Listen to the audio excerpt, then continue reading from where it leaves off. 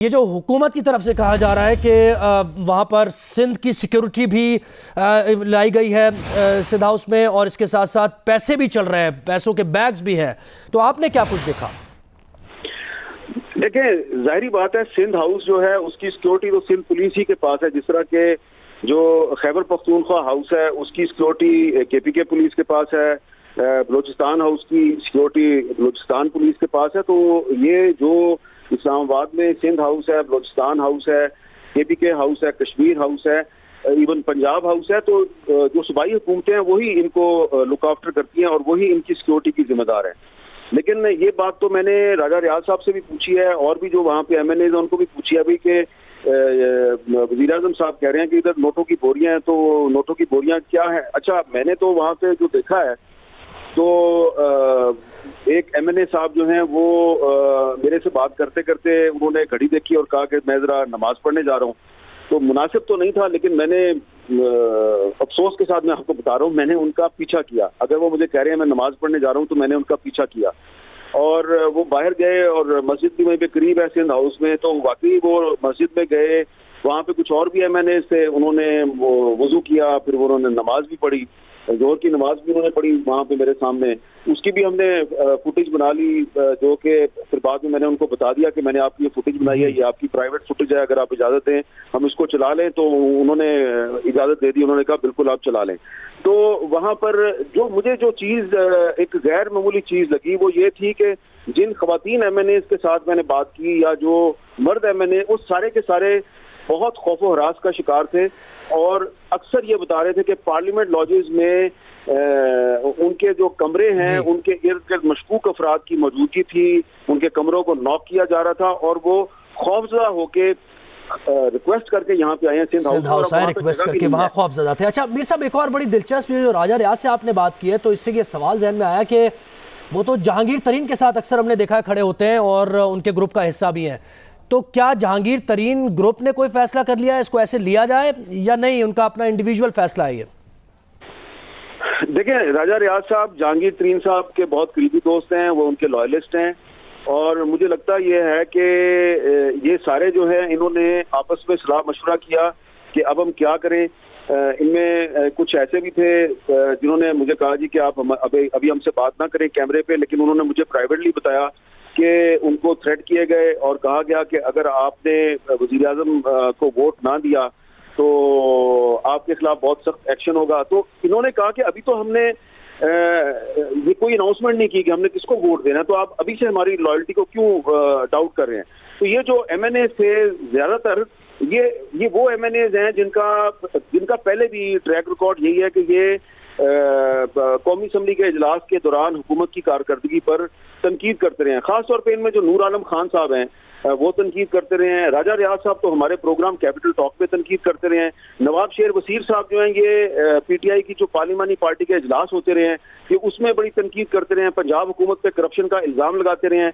और नवाब शेर वसीर साहब ने ये बात मुझे खुद बताई कि मैंने एक नहीं, दो नहीं, 3 दफ़ा वज़ीर आज़म साहब को कहा कि पंजाब में बड़ी करप्शन हो रही है, वोटर हमसे नाराज हो गया है, आप इसका कुछ करें। अच्छा, इसमें कुछ अकलीती अरकान भी हैं और उन्होंने भी मुझे कहा कि अभी हम बात नहीं करेंगे, उनका ताल्लुक भी पाकिस्तान तहरीक इंसाफ के साथ है। अच्छा मीर साहब, एक और चीज़ बताइएगा, आप कह रहे हैं कि आपके ज़राए कह रहे हैं कि 20 अरकान हो सकते हैं और वो ज़ाहिर है आप अभी नाम उनके नहीं बता सकते, लेकिन ये जो अरकान हैं इनमें बहुत से ऐसे हैं राजा रियाज की तरह के जो पीपल्स पार्टी में थे पहले या किसी और जमात में थे फिर PTI में आए, या फिर PTI के हार्डकोर जो लोग थे उनमें से भी कोई लोग हैं? नहीं, ये ज्यादातर वो लोग हैं जो के पिछले इलेक्शन में पीपल्स पार्टी में थे, इनमें कुछ मुस्लिम लीग नून में भी थे। मसलन एक MNA साहब जो हैं वो माइनॉरिटी के MNA हैं, तो पिछली गवर्नमेंट थी जो मुस्लिम लीग नून की, तो उस वक्त वो मुस्लिम लीग नून के साथ थे, उसके बाद फिर वो PTI में आ गए हैं। लेकिन आज वो दोबारा मुझे लग रहा था कि शायद फिर वो मुस्लिम लीग नून ही की तरफ जाएंगे। वो जो एक फैमिली का मामला हुआ था इंडिया में, उससे मुताल्लिक उन्होंने काफी आवाज भी उठाई थी।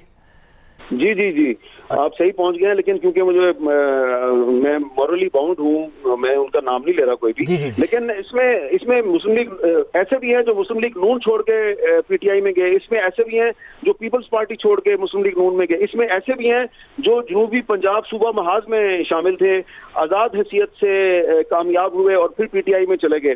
तो ये बहुत से लोग हैं, और इनमें से कुछ लोग जो हैं उनको भी मैं जानता हूँ, मेरी आज उनसे भी मुलाकात हुई है जो सिंध हाउस में नहीं है, सिंध हाउस से बाहर हैं वो, और सिंध हाउस के बाहर भी मेरी उनसे मुलाकात हुई है, और वो ये कह रहे थे कि जी सिंध हाउस जो है वो, उससे हम कल तक वहीं पे थे, लेकिन अब हमने सिंध हाउस छोड़ दिया है, इसलिए कि हमें खतरा है कि वहाँ पे हुकूमत जो है वो कोई अगर कार्रवाई करेगी तो हमें वो फिर वोट डालने के लिए जो है शायद इजाजत ना दी जाए। तो इसलिए कुछ ऐसे भी हैं जो सिंध हाउस छोड़ गए हैं, लेकिन वो पीटीआई से बगावत कर चुके हैं।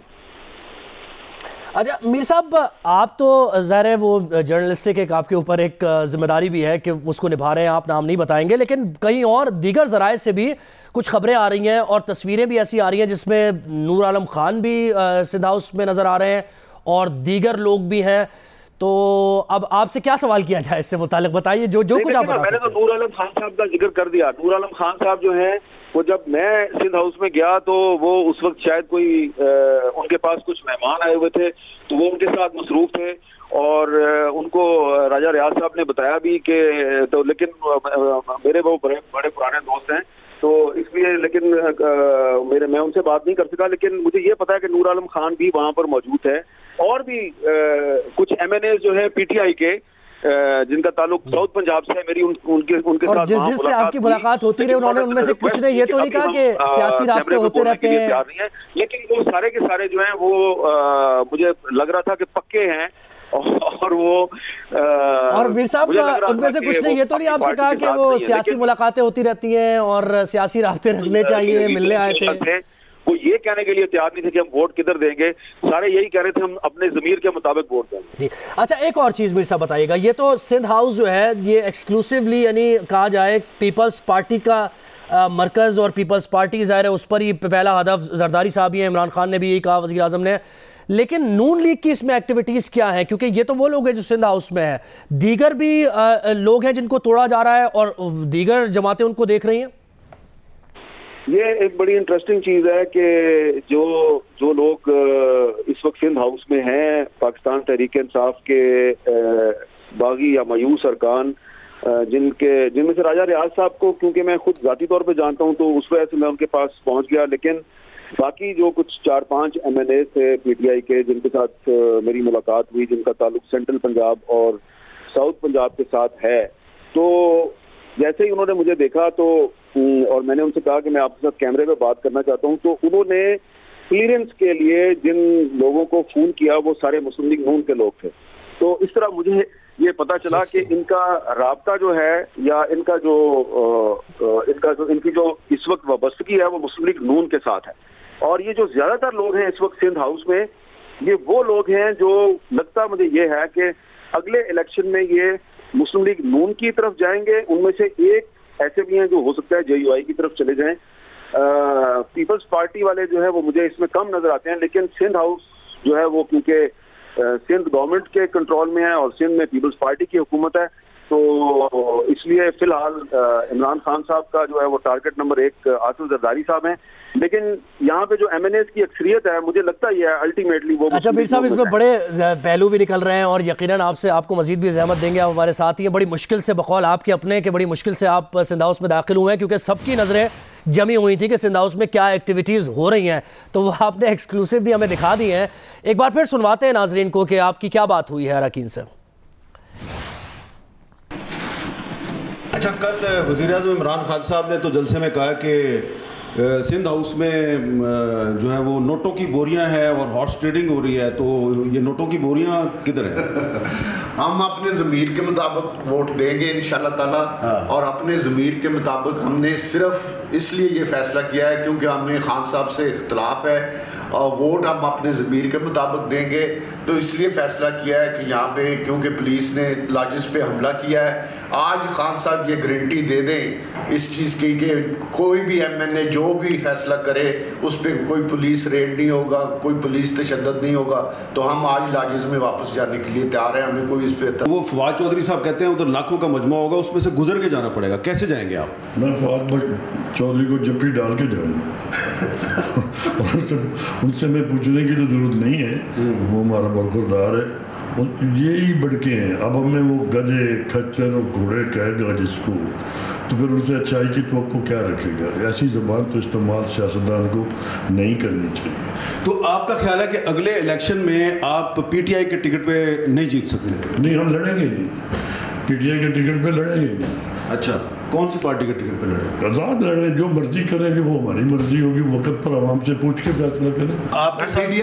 आपके साथ यहाँ पे कितने MNA हैं? हम इधर 2 दर्जन के करीब लोग मौजूद हैं। 24 जी जनाब, जिनका ताल्लुक PTI से है? जिनका ताल्लुक PTI से है। 24 वो जो परवेज लाई साहब ने कल कहा कि 12 है सिंध हाउस में, तो उनकी इन्फॉर्मेशन ठीक नहीं है। मेरा ख्याल, मैं चौधरी साहब की बहुत इज्जत करता हूँ, लेकिन उनकी इन्फॉर्मेशन ठीक नहीं है। इंशाल्लाह ताला और बहुत से आने के लिए तैयार हैं, लेकिन मुस्लिम लीग नून उनको एडजस्ट नहीं कर पा रही। सिंध हाउस से एक्सक्लूसिव गुफ्तगू आप मुलाजा कर रहे थे हामिद मीर साहब से। PTI के रहनुमा नवाब शेर वसीर और राजा रियाज बात कर रहे थे और उनका ये कहना था कि वो ज़मीर की आवाज़ के मुताबिक वोट देंगे। इसी असना में सीनियर साफ़ी और तज्ज़ियाकार बज़र अब्बास साहब ने ज्वाइन किया। लेकिन हामिद मीर साहब, आपसे सवाल ये कि बड़ी आपने ये भी दिलचस्प बात बताई कि जितने भी अरकान मौजूद हैं तो वो नून लीग से राब्ते में, और मुमकिन तौर पर यकीन दहानी नून लीग की तरफ से की गई है, क्योंकि पंजाब में अगर अगला इलेक्शन जीतना है तो नून लीग का ही ज़ाहिर टटिकट चाहिए। तो अकोमोडेट करना, एडजस्ट करना नून लीग के लिए भी एक बड़ा टास्क होगा ये।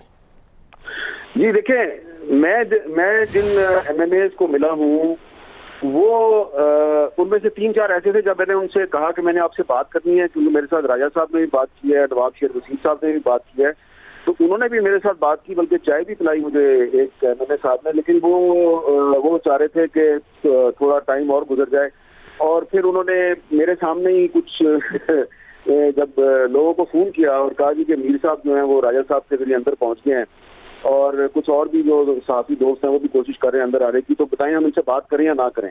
तो वो जिन लोगों को फ़ोन कर रहे थे ना, वो मुस्लिम लीग नून के लोग थे, और फिर मैंने भी उनको अपने तौर पर कॉल करके उन लोगों को, जिनके जो मुस्लिम लीग नून के रहनुमा हैं, मेरी भी उनसे बात हुई। मैंने कहा यार इनको बात करने दें आप।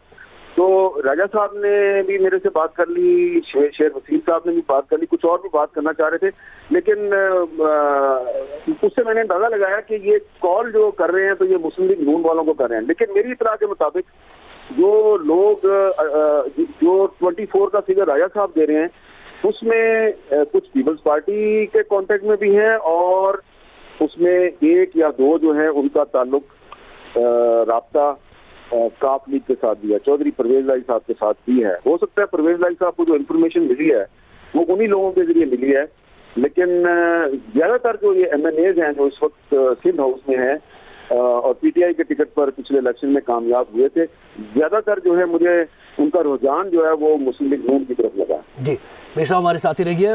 मर साहब आप कहिएगा, अब मीर साहब ने एक्सक्लूसिव गुफ्तगू की है इन PTI के अरकान से, और PTI दूसरी तरफ हुकूमत ये कह रही है कि सिंध हाउस में खरीदो फरोख्त जारी है, हॉर्स ट्रेडिंग जारी है, और फिर मुमकिन तौर पे किसी एक्शन को भी प्लान कर रहे हैं। फवाद चौधरी ने कहा, सारी सूरत हाल को कैसे देख रहे हैं आप?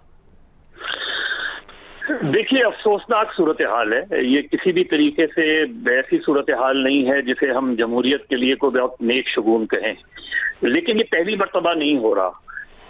बाजी को भी छोड़ते हैं हम तो पिछले 3.5 साल में सेनेट में क्या होता रहा है, यानी उस वक्त PTI का मौक़िफ़ क्या रहा है और आज PTI का मौक़िफ़ क्या है। सेनेट में जब हासिल बिजंजो साहब का इलेक्शन था, उसमें कितने लोग जब खड़े हुए थे तो वो अपोजिशन के साथ थे, और जब बैठे और वोट दिया तो वो कहीं और वोट पड़ गया, और उस वक्त PTI के लोगों ने कहा कि उन लोगों ने अपने ज़मीर के मुताबिक वोट दिया है। तो हमारे यहाँ बदकिस्मती से सियासत में ये जो कॉन्ट्रडिक्शन, ज़मीर नाम की चीज़ है, इसको अगर हम साइड में रख दिया करें तो ज़्यादा बेहतर है। आज भी जो लोग बात कह रहे हैं कि वो अपने ज़मीर के मुताबिक वोट देंगे, वो गलत कह रहे हैं, क्योंकि अगर वो ज़मीर के मुताबिक वोट देंगे तो उनका ज़मीर जो है ये क्यों नहीं गवारा कर रहा कि वो PTI छोड़ दें, और PTI छोड़ के आज़ाद इलेक्शन लड़ें और फिर आए इलेक्शन में उसमें। तो मेरे ख्याल में कि आज यही कॉन्ट्रडिक्शंस हैं, यही तजादात हैं हमारी सियासी जमातों के, कि कल के एक्शन को हम जस्टिफाइड कर रहे थे जब चेयरमैन सेनेट के खिलाफ वोट ऑफ नो कॉन्फिडेंस आई, जब सेनेट के इलेक्शन हुए, जब चेयरमैन सेनेट का इलेक्शन हुआ, जब leader of the opposition senate का यूसुफ रजा गिलानी साहब का हुआ, उस वक्त हम इन चीजों को ज़मीर के मुताबिक कह रहे थे। और आज वही पीटीआई एक दूसरा मौक़िफ़ इख्तियार कर रही है, और आज जो पीपल्स पार्टी या नून लीग जो या अपोजिशन जो मौक़िफ़ इख्तियार कर रही है, तो मेरे ख्याल में सबसे ज्यादा इस पूरे प्रोसेस का जो नुकसान है वो डेमोक्रेसी को हो रहा है। अच्छा मतलब आप ये कहिएगा ऑपोजिशन की जो जमात है उनकी हिकमत अमली को कैसे देखते हैं? क्योंकि अगर देखा जाए यानी on the face of it भी और वैसे भी पीपल्स पार्टी का ये लग रहा है, सिंध हाउस भी या पीपल्स पार्टी का ही, और पीपल्स पार्टी ही ये सारे मामला देख रही है। नून लीग थोड़ा सा बैकफुट पर है, इनडायरेक्टली इन मामलात में इन्वॉल्व दिखाई देती है, लेकिन डायरेक्टली आसिफ अली जरदारी हैं। तो ये हिकमत अमली क्या बाकायदा एक गेम प्लान का हिस्सा है, या फिर नून लीग ये समझ रही है कि ये मामला जिस तरफ जा रहे हैं, या ये हॉर्स ट्रेडिंग का जो एक इसमें इशू एक बन रहा है, तो वो अपने आप को थोड़ा सा बचा के रखना चाह रहे हैं इससे? देखिए, ये कई महीने पहले का प्लान है, और उस वक्त शायद पीडीएम में भी ये प्लान जाहिर नहीं किया गया था। जो बहुत कुछ महीने पहले आसिफ अली जरदारी साहब की चौधरी परवेज इलाही से बात हुई थी, मैं उस वक्त की बात कह रहा हूँ जब ये इस वक्त इस तरह की कोई मूव आई ही नहीं थी, बल्कि उस वक्त तो बात हो रही थी लॉन्ग मार्च वगैरह की। और उस वक्त आसिफ अली जरदारी और परवेज इलाही साहब के दरमियान एक अंडरस्टैंडिंग डेवलप हो गई थी, क्योंकि परवेज इलाही साहब सख्त नाराज थे इमरान खान साहब से कि उन्होंने एक साल में जो है ना उनको पूछा, ना वो लाहौर आते थे, और उन्होंने ना सिर्फ उनकी खैरियत दरियाफ्त करने कभी आए, उनसे मुलाकात करने, तो वो उनकी नाराजगी उस वक्त से चल रही थी। लेकिन इस वक्त जो सूरत हाल है, और उसके बाद इस पूरे खेल का जो सारा महवर है, वो आसिफ अली जरदारी साहब के ही गिर्द घूमता है, और वो सारी चीजें हैं। लेकिन जो रिएक्शन आया, जो काउंटर रिएक्शन आया गवर्नमेंट की तरफ से, उसने सिचुएशन को और खराब कर दिया। यानी ये कहना कि कोई माई का लाल है तो आके दिखाए, ये इस तरह की जबान इस्तेमाल करने से तो जाहिर है एक एमएनए, चाहे वो पीटीआई के ही हों और चाहे वो गलत ही काम कर रहे हो, लेकिन आप उनको इस तरीके से रोकना जो है वो यकीनन तसादुम की तरफ सूरत हाल ले जा रही है।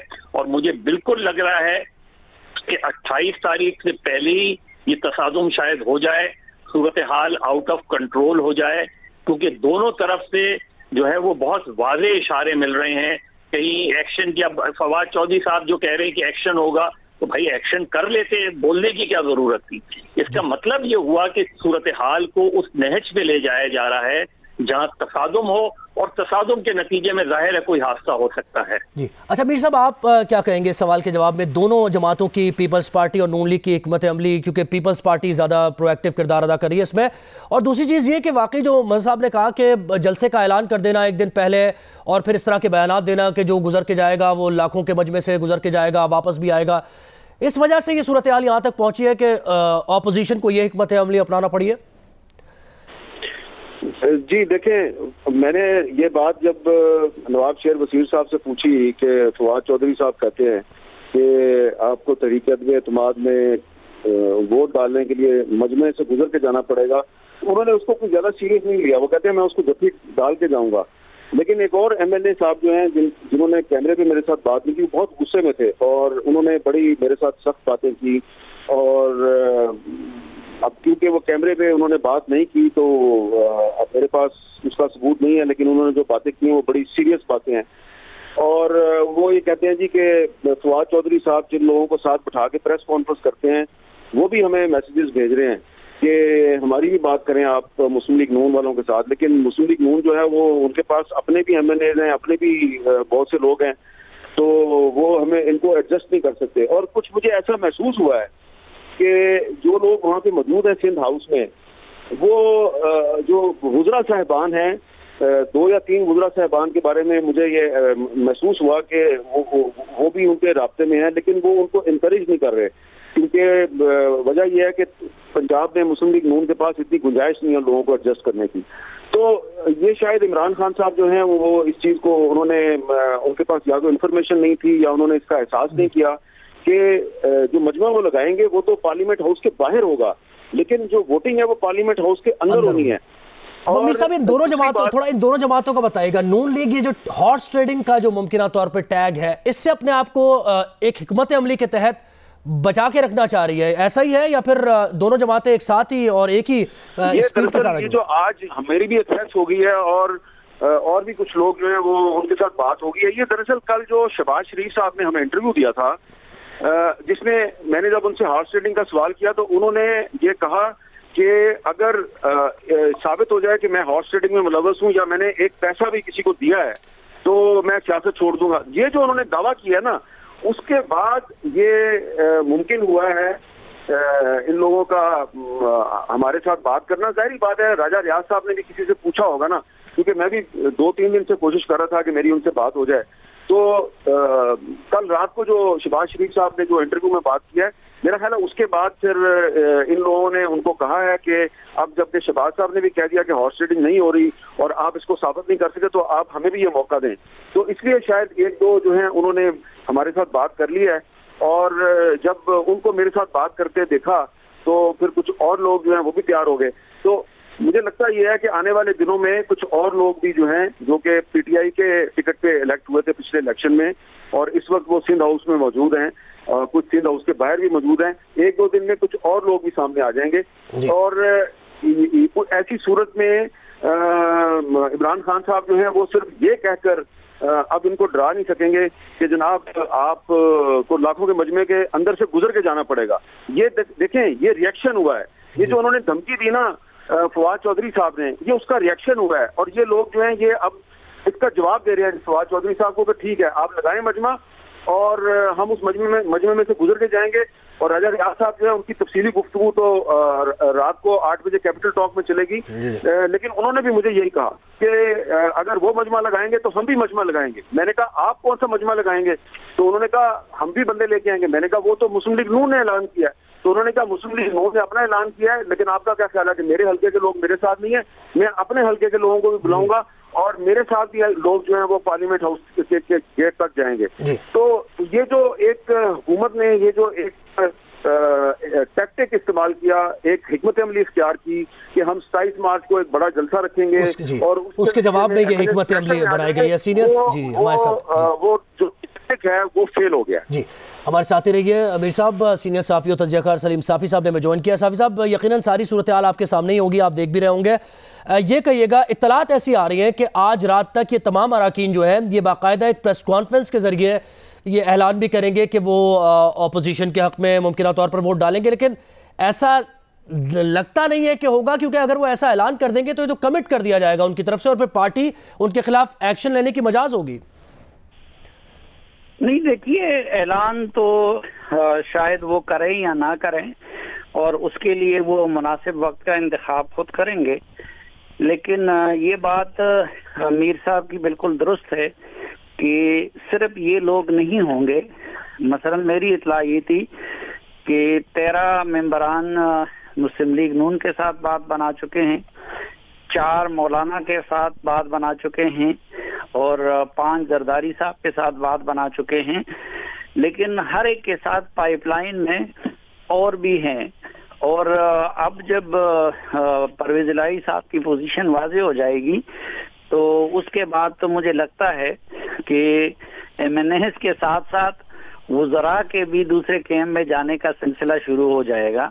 और ख़ुद इमरान खान साहब को भी अगर आप उनकी ट्वीट देखें, उनके बयानात देखें, तो इमरान खान साहब खुद भी बेहतर जानते हैं कि जी बहर सूरत यानी इत्तेहादी साथ ना भी हो तो भी अपोजिशन की तादाद पूरी है, और अगर इत्तेहादी साथ दे दे तो उस सूरत में तो फिर मामला बहुत आगे निकल जाएगा। जी साफ़ी साहब हमारे साथ ही रहिए। सीनियर साफ़ी और तज्ज़ियाकार शाहज़ेब खानज़ादा ने हमें ज्वाइन किया। शाहज़ेब, आप कहिएगा, ये वैसे तो नर्व्स का ही गेम है और इसको मद्देनज़र रखते हुए ये खबर आना इस वक्त के सिंध हाउस में 20 अरकान हामिद मीर साहब के मुताबिक, और उनका दावा तो 24 का है, मौजूद हैं, तो इत्तेहादियों के लिए एक फ़ैसला करना उसमें मदद मिल जाएगी और किस तरफ उन्हें जाना है ये ज़रा वाज़ेह हो जाएगी सूरत हाल। जी बिल्कुल, इस वक्त जो सूरत हाल सामने आई है, मेरा ख्याल इत्तेहादियों को पता पहले ही था, किसी न किसी लेवल पर कोई ना कोई सबूत जरूर दिखा दिए गए थे, जिसकी वजह से कल परवेज इलाही साहब ने ऐलान किया। मगर ये बात दुरुस्त है आपकी कि ये जो पैगाम है ये हुकूमत के लिए भी है और इत्तेहादियों के लिए भी है कि हमारे पास मेंबर्स बहुत ज्यादा मौजूद हैं। तो ज़ाहिर जो पैनलिस्ट कह रहे हैं उसमें मदर साहब की राय हो और जो हामिद मीर साहब और सलीम साफी साहब कह रहे हैं उसमें ये जो मनाजिर हमें नजर आ रहे हैं, ज़ाहिर को बहुत खूबसूरत मनाजिर नहीं है पाकिस्तान की हुकूमत के लिए या फिर पाकिस्तान की जमहूरियत के लिए भी। पाकिस्तान में तरीके से जमहूरी हुकूमतें माजी में गई हैं, मगर हुकूमत का इसमें किरदार बहुत ज्यादा है, क्योंकि पाकिस्तान तहरीक इंसाफ ने शुरू से अपनी पॉलिटिकल मैनेजमेंट खुद नहीं की और उसको आउटसोर्स किया गया था, चाहे पॉलिटिकल मैनेजमेंट हो, चाहे मीडिया मैनेजमेंट हो, चाहे इकोनॉमिक मैनेजमेंट हो। तो जैसे ही खुद करनी पड़ी तो धमकियों पर आ गए, बजाय इसके कि सियासी तौर पर सियासी मामला को देखते। अब ये पैसों का इल्जाम आज के वज़ीर आज़म ने लगाया, ये वजह भी हो सकती है इन लोगों के सामने आने की। वज़ीर आज़म ने आज ट्वीट किया था, इसके अलावा ये इल्जाम लगाया गया और कहा गया कि सिंध हाउस के ऊपर एक्शन हो सकता है, जो कि आज फवाद चौधरी साहब की तरफ से कहा गया। तो क्योंकि सियासी तौर पर सियासी रवैये के साथ मैनेजमेंट नहीं की, तरीन ग्रुप बना, तो तरीन ग्रुप में एमएनएस थे, तरीन ग्रुप को एमएनएस को सही तरीके से सियासी तौर पर नहीं मनाया गया। नूर आलम साहब हैं, वो काफी अरसे से तनकीद कर रहे थे, उनके तहफ़्फ़ुज़ात सियासी तौर पर नहीं दूर किए गए, मगर जैसे ही खबरें आई कि पार्टी के अंदर इख्तलाफ हो गया है तो जो जबान का इस्तेमाल था, खच्चर हैं, गधे हैं, माई के लाल हैं तो गुजर के दिखाएं, जूतों के हार इनको पहनाए जाएंगे, इस किस्म की जो धमकियां दी गई। काफी सारे इसमें ऐसे रहनुमा हैं जो मुताबिक पार्टियां बदल चुके हैं, काफी सारे ऐसे हैं जिनकी अपनी कोई ना कोई कोर कॉन्स्टिट्यूंसी है। तो ऐसे लोगों को जब आप धमकियां निकालेंगे बजाय इसके कि पॉलिटिकल मैनेजमेंट करने की कोशिश करेंगे तो उसके मनफी असरात ही होंगे। और ये ऐसा नहीं है कि सिर्फ ये लोग उस मनफी असरात की बात कर रहे हैं। धमकियां दी गई थी तहरीक इंसाफ की तरफ से अपने कारकुनों को, मगर कल बाप पार्टी की तरफ से भी एतराज किया गया और एहतजाज किया गया इस बात पर। काफ लीग की तरफ से कहा गया कि ये कौन सा रवैया है। ये भी बताया गया काफ लीग की तरफ से कि धमकियां नैब के जरिए भी कार्रवाई की आ रही है। मोनिस लाई को गिरफ्तारी की जो है वो धमकी दी गई थी। तो जो ताकत का इस्तेमाल है, क्योंकि हुकूमत 3 साल से वही करती आई थी, मगर आउटसोर्स करके करती आई थी, जब खुद करने की कोशिश की है तो उससे मामला खराब ही हुए हैं। ये मनाजिर कोई अच्छे नहीं है और मेरा ख्याल है अगर नो कॉन्फिडेंस कामयाब होती है तो नहीं कहा जा सकता कि पाकिस्तान की जमहूरियत के लिए कोई अच्छा नतीजा निकलेगा या पाकिस्तान के लिए कोई अच्छा नतीजा निकलेगा, क्योंकि अदम इस्तेहकाम ही की तरफ पाकिस्तान मजीद जाता नजर आता है, खुदा न खास्ता। मगर इसमें हुकूमत का किरदार बहुत ज्यादा है जिस तरीके से उन्होंने अपनी मैनेजमेंट की है पॉलिटिकल मैनेजमेंट। जी शाहज़ेब हमारे साथ ही रहिए। हामिद मीर साहब, आप ये कहिएगा क्या हो रहा है, कौन कर रहा है, कैसे हो रहा है, सब आपने बता दिया। आगे क्या हो सकता है इस सारी सूरत हाल को मद्देनजर रखते हुए? हुकूमत क्या कर सकती है और अपोजिशन की क्या हिकमत अमली हो सकती है आने वाले वक्त में? देखिए, अभी तक तो हुकूमत की तरफ से जो कुछ भी किया गया है वो प्रोडक्टिव साबित नहीं हुआ, वो नतीजा से साबित नहीं हुआ, बल्कि उसका रिएक्शन हुआ है। और जो कुछ भी हुकूमत ने किया उसमें कुछ एक जो हिकमत अमली थी वो ठीक नहीं थी। अब देखें ना, मिसाल के तौर पे मैं आपको बताता हूँ कि राजा रियाज साहब जो है 2 साल पहले इन्होंने अपनी पार्टी की हुकूमत पर तनकीद शुरू की थी और इनके साथ मामला ठीक नहीं किया गया। एक दफा वज़ीर आज़म ने इनको बुलाया जरूर, इनको कहा कि मैं आपके गिले शिकवे दूर करूंगा, लेकिन इनके गिले शिकवे दूर नहीं हुए। इसी तरह नूर आलम खान जो हैं वो कौमी असम्बली के इजलास में भी बोलते रहे, हमारे शो पे भी आके बोलते रहे, लेकिन उनकी शिकायत को किसी ने एड्रेस नहीं किया और इनको टेकन फॉर ग्रांटेड लिया गया। इसी तरह जो हुकूमत के अपने इत्तेहादी हैं, जब इमरान खान साहब लाहौर में गए चौधरी बिरादरान को मिलने तो बिल्कुल उनसे ये नहीं कहा कि आप तहरीक-ए-अदम में मेरी मदद करें, बल्कि उनको ये कहा गया कि जी आप अपनी पार्टी जो है उसको जम कर दें पीटीआई में। इसी तरह बाकी जो इत्तेहादी हैं उनके साथ भी इस तरीके से बात नहीं की गई, यानी कि उनको इमरान खान साहब लगता ये है कि जरूरत से ज्यादा एतमाद का शिकार थे। उनका ख्याल था इन्होंने कहाँ जाना है और इत्तेहादियों के अलावा जो अपने अरकान थे उनके बारे में भी वो गलतफहमी का शिकार रहे। अब सूरत हाल ऐसी बन गई कि उनका ख्याल था कि मैं जलसे करूंगा और धमकियां दूंगा और उनको डराऊंगा, मैं तुम्हें छोड़ूंगा नहीं और 27 मार्च को जलसा करूंगा। जितने भी उनके अब तक हथकंडे हैं या टैक्टिक्स हैं वो सारे के सारे नाकाम हो गए हैं। तो इस सूरत हाल में जो अब एक खदशा जिसका इजहार किया जा रहा है, आज कुछ वफाकी वज़रा से भी मेरी बात हुई, अभी थोड़ी देर पहले मैं जब सिंध हाउस से निकला तो रास्ते में, क्योंकि सिंध हाउस में के रास्ते में ही मिनिस्टर्स इनक्लेव भी आता है, थोड़ी देर के लिए मैं वहां भी रुक गया। एक वजीर साहब से मेरी जो बात हुई वो भी सारे परेशान थे। वो ये कह रहे थे जी कि अगर 27 मार्च को हमने भी जलसा किया और उससे पहले ऑपोजिशन भी अपने बंदे यहाँ पे ले आई तो इस्लामाबाद में जो है वो घुमसान का रन पड़ेगा, बड़ी सूरत हाल खराब हो सकती है, कुछ भी हो सकता है।